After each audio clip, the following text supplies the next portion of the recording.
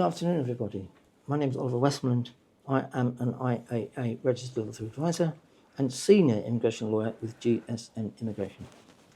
Please subscribe to our YouTube channel and click on the bell icon so that you can continue to watch our extremely interesting videos about UK visa and immigration advice.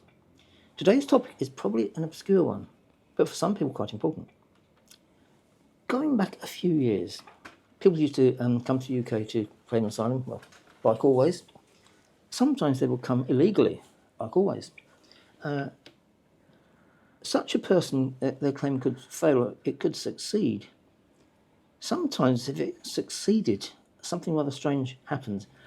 They might enter the UK using false documents, for example. There are criminal offences attached to that. They might have broken the criminal law. They might have got prosecuted. But their asylum claim might have been successful. You end up with a very funny situation sometimes. Somebody came illegally to the UK. They were prosecuted for illegal entry offences. Maybe got convicted. Maybe got imprisoned in some cases. But their asylum claim might be successful. This was a bit strange. Let's go back to the legal thinking. When they wrote the Refugee Convention, Section 31, subsection 1, recognise this reality. If you're an asylum seeker, you're desperate. You're desperate to get to the UK. You might use any means, fair or foul or honest or dishonest. It's pretty obvious, really, isn't it? You haven't got time for niceties. You might use false documents. Those who wrote the convention, framed the convention, said it wasn't right that such people who were, to use a funny word, were genuine asylum seekers. Asylum seekers should not be punished for the false document matter, because it was only fair in a way. People are desperate, trying to escape persecution, so on and so forth. Up until 1999, though, the Refugee Convention didn't relate to British law at all. It's only until a particular case in the High Court in 1999, it's called Ademi. The court said that it really wasn't fair that people could be prosecuted for false document offences. Coming to the UK, they were proper, genuine asylum seekers whose claim might succeed. It wasn't fair that they should be prosecuted for the false entry. The convention is quite specific. A person coming directly from a territory where their life or freedom was threatened, enter without authorisation, present themselves without delay to the authorities. That's a general thing in asylum, isn't it? You present yourself without delay. Showed good cause for the alleged false entry. Well, claiming asylum is a good cause, I suppose, if that's what you believe in. This was incorporated into British law in the Immigration and Asylum Act 1999, coincidentally or not coincidentally, Section 31. It incorporated those sort of principles, but this is the really odd thing about this story. You were prosecuted in a criminal court. You'd have a criminal lawyer to represent you, wouldn't you? You wouldn't have an immigration lawyer to represent you in criminal court, would you? Not usually. You might think I'm joking. It's not a joke at all. Criminal lawyers didn't know about the Section 31 defence, or not all of them did anyway. They didn't advise their clients to use this defence, and so, of course, the client in many cases was convicted and in many cases imprisoned because the offence is quite serious. A lot of things happened over a few years. Suddenly, everybody realised, oh, such convictions might be wrong. They might not be lawful. If all these requirements were met, now, coming directly was never interpreted strictly. It didn't mean that you swam or came in an aeroplane. You might have come, stopped somewhere in a lorry, concealed. You might stop for a few hours in one country and went to another country. It's not interpreted absolutely strictly. It's interpreted reasonably, coming more or less reasonably directly.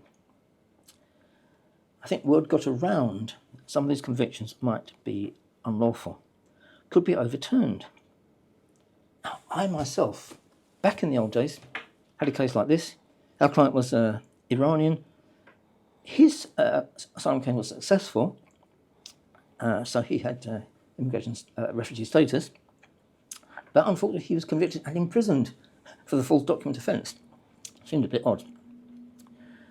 He came to us and said, can I get this conviction overturned? Because, I mean, the prison sentence is done. You can't remove the prison sentence, but you could remove the conviction. He said, can we do it? I said, well, very, very possibly. His facts seemed to fit the right boxes. So we said, yes, you can. It's many years ago, actually. We made an application to Criminal Cases Review Body, which is somewhere in Birmingham, I believe. Eventually, after asking about 1,000 questions, I accepted the case. It got to the Court of Appeal and his conviction was overturned. So this is something real. This is something that can really work for you. If you should have, I mean, most people haven't, but if you should have a conviction for illegal entry, such as false document offence, and you were convicted of that, maybe imprisoned. And I think especially if your asylum claim was successful, you could get it overturned. What about if your asylum claim is unsuccessful? This is a grey area. There's nothing in English law to say that to prove that you are a genuine asylum seeker, your claim must be successful. It doesn't say that exactly, but it swings very heavily in that sort of direction. If your claim is successful, you look pretty genuine, a proper genuine asylum seeker. If it's unsuccessful, not so obviously so. It's not quite as stark as that. And of course, we are depending on the mind of a decision maker, a judge. Did it quite meet the balance? Maybe it just missed the balance by a very small margin. So it's a bit unfair in a way, but the law doesn't say that precisely anyway. It doesn't say that your claim must be successful for you to take advantage of this law. But you would have to try very hard. But listen, if you do have this, please come to us. This is something that we can help you with. What do you think, Mr. Shah? Great. This is a great topic to discuss. And would I be correct in saying or assuming that if a person has failed in convincing the Home Office that he is a genuine asylum seeker, but they still may be prosecuted because they entered the UK illegally and imprisoned? They may be, but can I add something else? Most of these things are technically criminal offences. Probably or possibly they wouldn't bother to prosecute. They would just remove them from the UK anyway. It's like overstaying is a criminal offence, but they don't prosecute every overstay, do they? Or hardly any. They prefer just to send back. I mean, it's a possibility. It could go one way or the other. True. But one could still have that Section 31 defence regardless of the outcome of their case. Yes. Well, you have the defence anyway. It's a funny thing that could happen, I would say. Let's say an asylum seeker, they're prosecuted, it comes to court, criminal court. The criminal court doesn't yet know the outcome of the case, do they? Because we don't know yet. So they might put the case on hold, I think very, very likely. Or maybe the CPS wouldn't prosecute for the moment. They put it on hold, see what happened. If their claim was unsuccessful, they might pursue the case. But I think they might not. They might not bother. They might say, well, they're going to be removed anyway. But possibility, they could be liable for the prosecution, yes. Especially keeping in mind the situation of the prisons at the moment, how overcrowded they already are. This is always overwhelmingly true, yeah. Short prison sentences are not happening very much now. I read in the papers. True. Great. Long ones are, but not short ones. Not the short ones. Okay, perfect. Well, I would like to thank you for today's vlog. It's my great pleasure. And see you in the next one. See you next time. Goodbye, everybody.